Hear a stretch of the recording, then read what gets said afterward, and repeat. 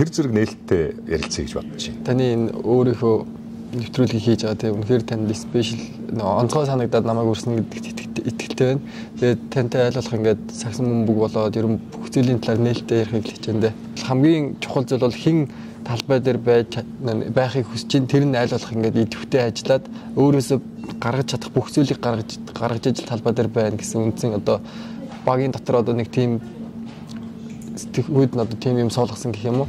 Талбай дээр гараад залхуураад байдаг нэг тиймэрхүү зүйлүүд байдаг шүү дээ. Хөдөлж чадаад тиймэрхүү зүйл ерөөсөө байхгүй. Талбай дээр хэн одоо талбайд гарахыг хүсэж чинь тэр нь талбай дээр гараад өөрийнхөө байдаг бүхнээ чадлаа, байдаг бүх чадлаа дайчлал тэгэл ядраад байвал буцаад суугаад хилмэд амарж байгаа л буцаад гарах тиймэрхүү лэрэн системтэй явж байгаа. Багийн ерөнхийдөө системийг харахад ингээд тоглолтын эхнээс ахгуулаад бүтэн талбайд хамгаалаа. Бөмбөггүй гүйлтүүд бол ер нь аюу гоё харагдаж байгаа. Эхний үеийн тоглолтод 10 минутанд 45 оноо авлаа. Зүгээр эхний хагас бол ингээд 70 оноо авчиж байгаа шүү дээ. Тэр чинь дунджаар ингээд 17 секунд тутамд 1 оноо ингээд. Хоёрдугаар хагас дээр нэлээд таймширсан байх л гэж бодож байгаа. Эхний хагас тоглолтыг яаж эхлүүлсэн шигээ төгсгөж чадаагүй.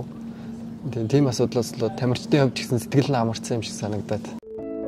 Өдөр бүрийн эрч хүчийг илүү тансгаар, илүү тааламжтайгаар мэдрүүлэх сахарын агуулмж багтай 100% Arabica сортын кофений үрээр бүтээсэн Best Cup Original Coffee.